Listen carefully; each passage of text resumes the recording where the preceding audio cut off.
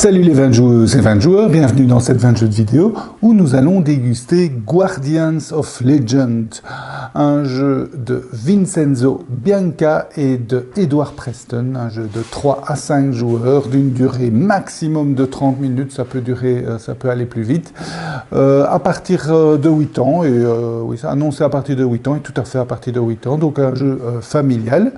Un jeu de recherche de trésors, un double jeu de recherche de trésors, je vous explique ça tout de suite. Voilà, qu'est-ce qu'il faut faire? Il faut retrouver le trésor des autres joueurs. Et où sur le plateau, vous avez une série d'îles et les trésors des joueurs sont cachés dans ces îles. En fait, chaque joueur reçoit au début de la partie, une carte, enfin 3 cartes lieux et 3 cartes trésors, et ils vont regarder la première carte lieu et ça va leur indiquer où ils doivent cacher leur trésor. Donc par exemple, la joueuse ici avait cette carte lieu qui veut dire en fait cette tuile qui est exactement le même dessin. Donc elle doit arriver à faire deviner aux autres joueuses et joueurs que son trésor est caché sur cette carte. Comment elle va le faire? En fait, les joueurs disposent de 2 à 3 cartes postales en fonction des configurations. Le plus souvent, ça sera 3. Et sur ces cartes postales, ils vont indiquer un indice. Donc, par exemple, la joueuse qui a voulu faire deviner, vous voyez cette petite île avec, vous voyez qu'il y a une sorte d'avancée qui ressemble à une échelle, mais d'ailleurs a mis son pointeur sur une échelle pour arriver à faire deviner cette île aux autres joueuses. Les autres joueuses et joueurs ont mis des pointeurs sur d'autres éléments et en fonction de ces pointeurs, chacun va devoir deviner où se trouve l'île du ou des joueuses. Comment ils vont faire ça? En fait, chaque joueur dispose de 3 petits bateaux, enfin à 4 joueurs, 3 petits bateaux, à 5 joueurs, en fait autant de bateaux que de joueurs adverses. Et chaque bateau, sur son dos, montre la couleur du joueur adverse. Et donc on va placer le bateau sur une île quand on pense que, eh bien, voilà, par exemple ici, le joueur blanc voulait faire indiquer cette île-là. Et l'autre joueur, celle-là, par exemple. On ne peut placer que 2 de ces 3 bateaux, ce qui est aussi un petit mécanisme sympathique parce que comme l'objectif c'est d'avoir le plus de pièces, quand vous voyez qu'un joueur prend un peu d'avance, ben vous allez essayer de plus deviner son trésor, mais deviner les trésors des autres. Mais enfin, ça l'empêchera pas, probablement pas de gagner, mais en tout cas, ça le ralentira parce que lui-même peut gagner des points. Comment est-ce qu'on gagne des points?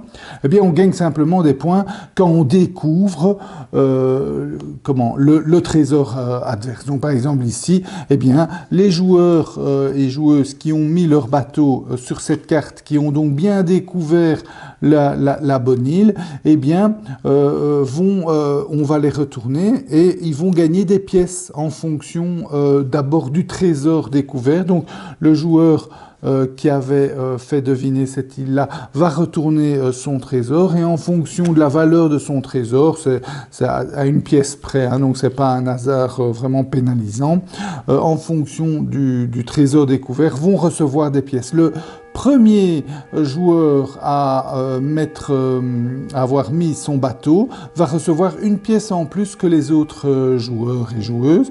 Et la joueuse qui a fait deviner sa tuile, elle va gagner une pièce supplémentaire s'il y a plus d'un joueur qui a découvert sa tuile. Donc voilà, on va gagner des pièces et c'est le premier joueur à avoir 12 pièces ou plus qui remporte la partie. En cas d'égalité, c'est celui qui a le plus de pièces rouges qu'on gagne en fonction de certains trésors. Certains trésors donnent des pièces rouges, d'autres pas. Donc voilà, donc c'est une sorte, donc il y a un peu de course parce que on va essayer de deviner avant les autres les îles adverses.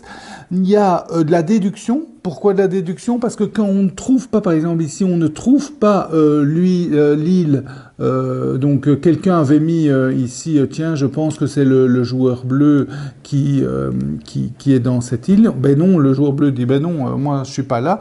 Mais on demande alors au joueur si son trésor est caché sur une des îles adjacentes, et si c'est le cas, il met son marqueur. Donc, au tour d'après, quand on va renouveau deviner, on sait que le trésor bleu se trouve, donc il y a un peu de déduction, il y a de la rapidité et surtout de l'observation, puisque on va regarder bien ce qu'on a pointé. Par exemple, ici un dirigeable, et il s'avère que il y a une île avec un avion, donc voilà, le joueur blanc a bien deviné l'île.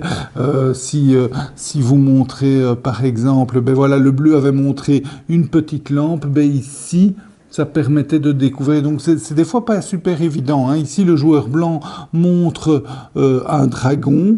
Il y a plusieurs tuiles qui pourraient convenir, comme celui-ci par exemple avec le dragon, mais on pourrait dire le squelette de dragon, on pourrait dire que c'est ressemble. Donc voilà, c'est la bonne déduction à avoir, la bonne observation. Il faut vite regarder et finalement ça donne un petit jeu très plaisant.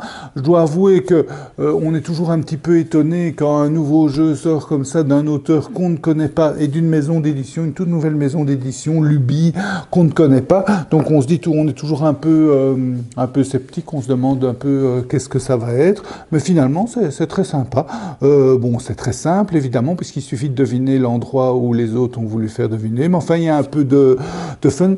C'est pas, ça peut être aussi, un avantage ou un désavantage, c'est-à-dire que comme c'est des petits détails, les joueurs et joueuses vont avoir tendance à se lever, à aller bien regarder les cartes, à regarder. Donc il y a un peu de mouvement, c'est encore sympa d'avoir un peu de mouvement, mais enfin bon, les gens qui préfèrent être assis autour de la table sans bouger, ça va moins les plaire, surtout que la position des cartes, si on a une carte à l'envers ou à l'endroit, ça change.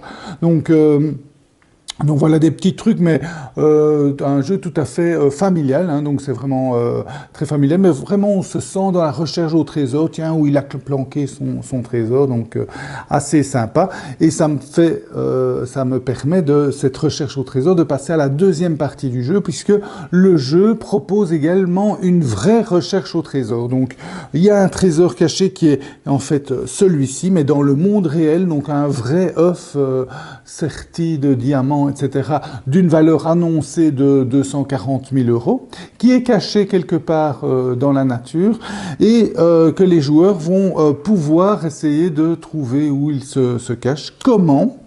En fait, je vous expliquais qu'il y avait des cartes postales. En fait, il y en a beaucoup. Il y en a 35. Donc ça va vous donner une variabilité de parties assez importante.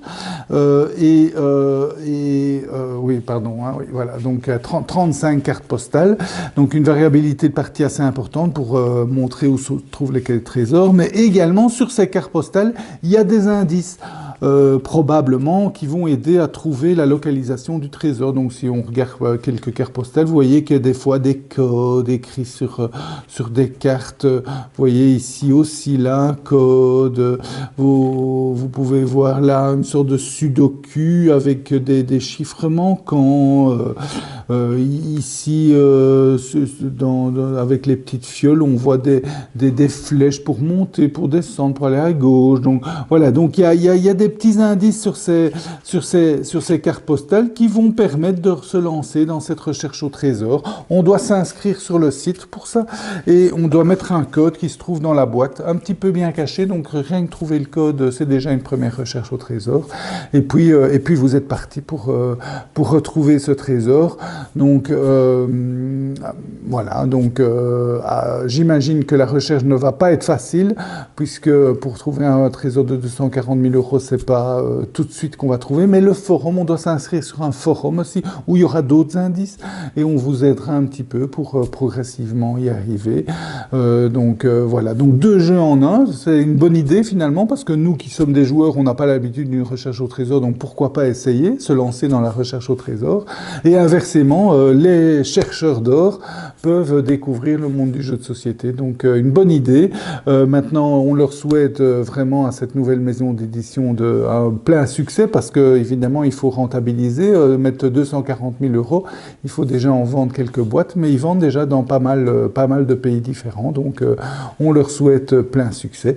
Voilà, c'était donc la dégustation de Guardians of Legend. J'espère qu'elle vous a goûté. Je vous souhaite de bien vous amuser. Santé et à bientôt.